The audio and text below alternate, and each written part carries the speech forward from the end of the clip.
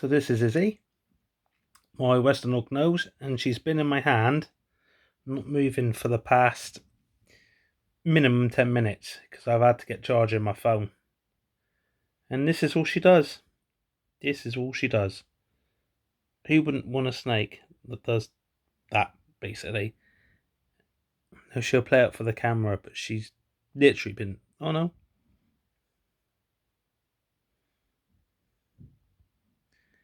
This is what she likes doing.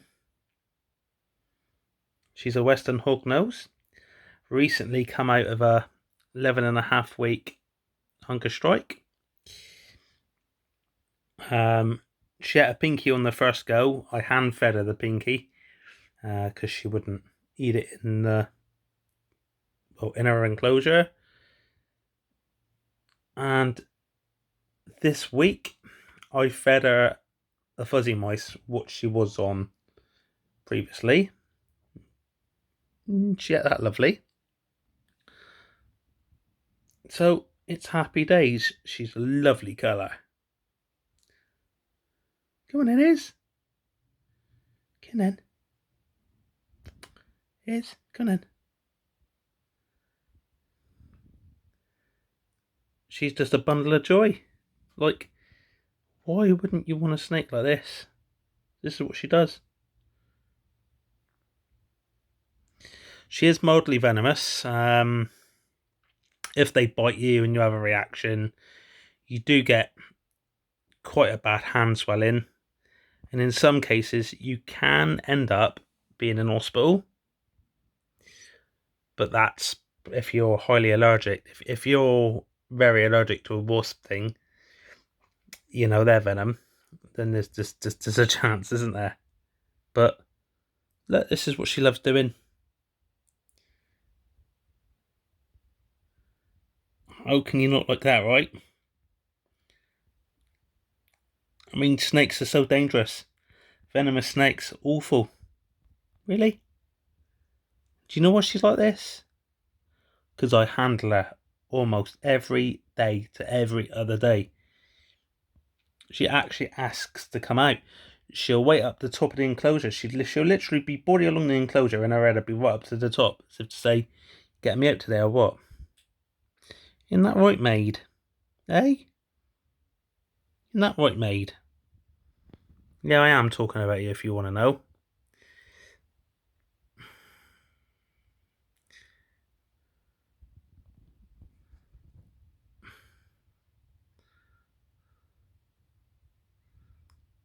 Why wouldn't you want a hognose?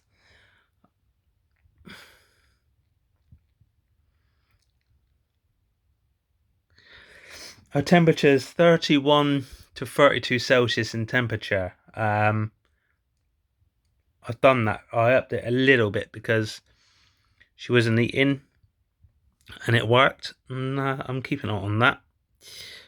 If it ain't broke, alright, maid. If it ain't broke, don't fix it.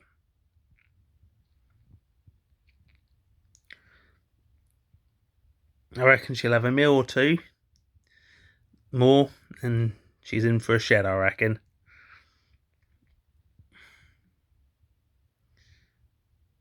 Come on then, pick her up. Basically, so easy to care for. I've got her on Lignocell bedding, just because it's so easily digestible, And I'd done the water test, you know, when it's in their body and whatever. No, you're not going down there. I've done the water test. I put some in water in the morning. Like, it was unreal. It was unreal. Like, it almost dissolved in the water. And so then that gave me heaps of confidence that if they ingested it, then it's being passed. But I always feed them out of the enclosure. Just because I feel more comfortable that way. And she feels more comfortable on my hands. Well, you can see how comfortable she is on my hands. She's not gone off of it. She's not attempted to go off of it. Tensing your muscles as you're made. Getting a bit active, is he, bubs?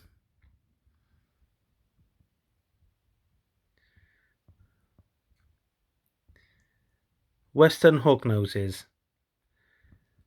Some of the most loveliest snakes. I've got a few species of snakes that I keep. You're going to fall off doing that, you daft head. I've got a few species of snake I keep. I've got 2 corn snakes. I've got an anathoristic corn snake. I've also got a very low expressioned pied-sided puter corn snake, possibly het caramel. And then I've got a Kenyan sand boa, which is 75% Dodoma.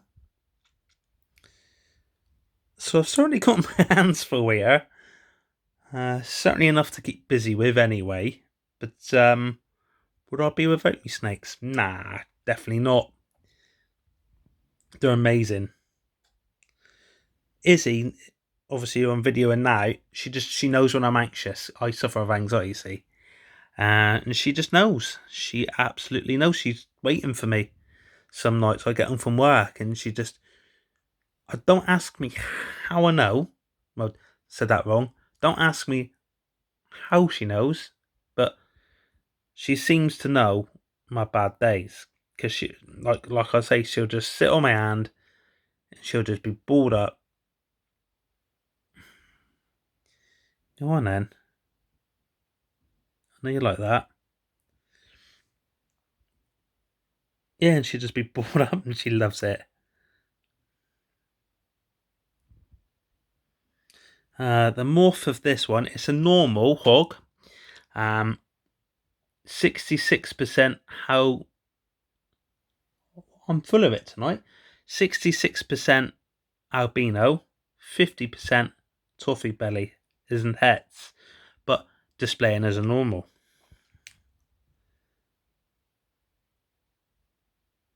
But when you got a snake as beautiful as this girl, as lovely and as natured as this girl, the first day I got her, I brought her home, and I went out in the back. Some people say let them settle in, but I'll be the judge of that. If they seem comfortable, they are comfortable in my eyes. Went in the back garden, and it was hot. It was quite warm, and I sat down, obviously in the sun, and she went up like a cobra, and I thought, oh Christ! I thought that's defining. That's literally defining what they're, because they can puff up like a cobra, see. And yeah, quickly come for shelter, and in her house she went, and I let her settle in for a couple of days, and I offered her a pinky. So that's what she was on then, you see. And she just, she crushed it, to say the least. And from then on, she ate well, right up until November, when, look at the state of my fingers, when I upped her to a fuzzy. She ate a few of them. She had a shed, and she decided it was time to go on a hunger strike. Yeah, and what I didn't realise is it was going to go on for 11 and a half weeks, and she was only 23 grams. In that time, she lost a gram. She put a gram back on. Don't ask me how, because she didn't eat.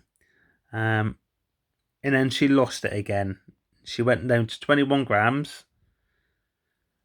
And then the funny story is, they say that they eat fish. Well, I attempted her with, wet tuna in spring water, and she wouldn't eat that. And I woke up the next morning and the tuna had dried out. Absolutely dried out. You wouldn't dream of eating it. And I put her head near it, and her mouth opened up, and she engulfed it. Now, from that moment on, I thought, she's got to be nearing the end here. Did offer her a pinky after that. She ain't going to eat it. And then a few weeks after that, I give her the benefit of the doubt. If she missed, put one in a house. She wasn't eating that. Come on. She wasn't eating that. And then I decided Well, I'll tell you what, I'll try her on my hand. And, she lapped up some of the moisture from it. And I had to dip it in warm water a few times. And her mouth opened and she ate the pinky. She ate the pinky, absolutely devoured it. And so the week after, I know I should have gone straight to fuzzies from the off, but the week after that, which is this week, come on, girl, which is this week, I went straight to a fuzzy. And yeah, don't get me wrong, I fed her on my hand again, and some like, don't feed them out of the vivarium. But do you know what? If my snake eating is better than not, and I know she would kick up a merry dance if I tried to feed her in the tub, to the point she'd probably end up striking and flapping about and ending up out of it, rather than being in it. And it's what works for one don't for another. My snakes have never ever regurgitated a meal from feeding out of the vivarium. So I've carried on doing it. My snakes are super healthy. I'm super healthy. They're healthy. So I've carried on doing it, and it works for me. Don't get me wrong, before the hunger strike, she was being fed in the tub, but I want to get a good few meals in her with confidence before I go back to that, because she'd lost a bit of weight. Being a female, I quite like her to pack that weight on, to be honest, just this year at least. Well, she was 21 grams, wasn't she, as I said, and she's now 26, I believe. I would have thought she would have had a poo. I fed her last Tuesday, so I thought she would have had a poo by now. So in a minute I'll weigh her again, see what she's at. So yeah. Anyhow, I've rabbited on quite a lot here, and you're probably getting bored with this. But yeah, thanks for watching, and I'll catch you all soon. Night, folks.